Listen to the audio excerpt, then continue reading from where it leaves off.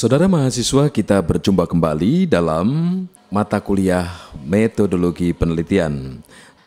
Sahabat mahasiswa, terlepas dari adanya perbedaan-perbedaan tentang kajian pustaka, alasan secara rasional perlunya kajian pustaka sangat beragam.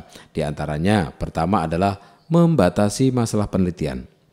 Yang kedua adalah mampu menemukan arah baru penemuan. Seeking new lines of inquiry gitu ya. Yang ketiganya bisa kita menghindari pendekatan-pendekatan yang kurang berhasil. Kita memperoleh pemahaman tentang metodologis yang digunakan, bahkan kita juga mengidentifikasi rekomendasi untuk penelitian lanjutan serta mencari dukungan dari teori utama. Nah, dalam kaitan ini pendapatnya Randolph gitu ya, yang saya petik dari bukunya Bapak Punaji Setiosari. Beliau memberikan pandangan bahwa alasan-alasan perlunya melakukan kajian pustaka. Pertama adalah membedakan apa yang telah dilakukan dan apa yang perlu dilakukan. Yang kedua, menemukan variabel-variabel penting yang relevan dengan topik. Dan yang ketiga, mensintesis dan memperoleh sesuatu perspektif baru. Dan berikutnya adalah kita juga diharapkan mampu meningkatkan dan menemukan kosakata subjek, serta mengkaitkan ide dan teori dengan penerapan-penerapannya. Untuk itu, sahabat mahasiswa, di dalam konteks kita mempelajari atau menelaah kajian pustaka ini, diharapkan juga secara garis besar kita mampu mendapatkan sumber-sumber bacaan yang memang cocok untuk sebagai bagian dari kajian pustaka. Sumber bacaan itu terbagi menjadi dua, sumber bacaan atau sumber acuan umum dan sumber acuan khusus.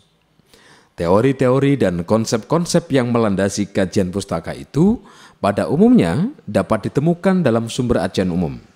Sumber acuan umum bisa berupa buku teks, ensiklopedi, bisa monograf, dan lain sebagainya. Sementara hal-hal sumber yang bersifat khusus bisa dari jurnal, bisa dari tesis, skripsi, atau sumber-sumber acuan lain yang memuat hasil penelitian. Nah, sekarang yang perlu kita pahami kembali adalah kriteria pemilihan sumber pustaka.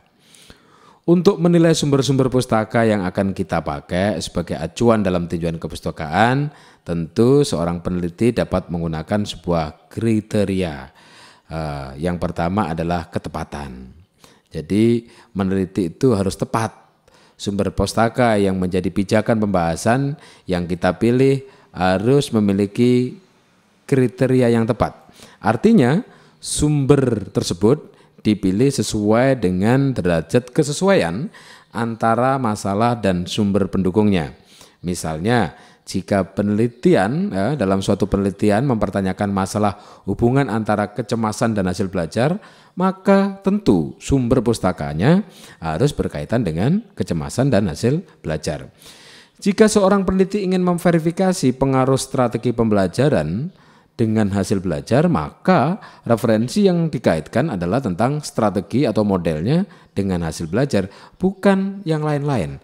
Yang kerap kali kita temukan buat adik-adik mahasiswa adalah hal-hal yang sebenarnya tidak perlu sehingga dimasukkan sebagai kajian pustaka, maka hasil skripsinya, hasil tesisnya kelihatan tebal sekali, padahal tulisan-tulisan itu sangat tidak diperlukan dalam memberikan penguatan terhadap hasil penelitian.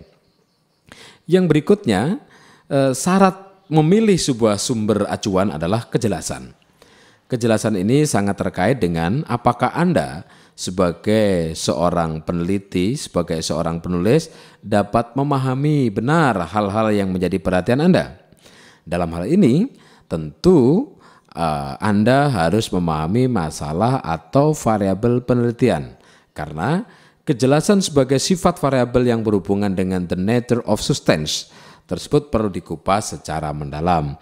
Dan jangan lupa di dalam kita menentukan sumber belajar tadi harus empiris atau alamiah, karena temuan di lapangan yang didapatkan bukan pendapat semata. Dukungan empiris yang berasal dari lapangan secara reliable, sahih, dapat meningkatkan keakuratan sebuah kajian. Dan yang terpenting lagi di dalam kita menyusun sebuah kajian pustaka adalah kemutakhiran. persyaratan kemutakhiran sangat penting diperhatikan baik dalam penelitian maupun dalam penulisan sebuah karya ilmiah. Kemutakhiran terkait dengan pengutipan dari sumber-sumber terbaru yang update. Sumber-sumber tersebut biasanya berdasarkan hasil-hasil penelitian terkini. Itulah sebabnya syarat kemutakhiran sangat diperlukan bagi kita. Dan jangan lupa berikutnya adalah relevansi. Relevansi terkait dengan kutipan-kutipan yang berhubungan dengan variabel-variabel dan hipotesis-hipotesis yang sedang menjadi perhatian Anda sebagai seorang peneliti. Tetaplah bersama kami dan terus simak program kajian metodologi penelitian.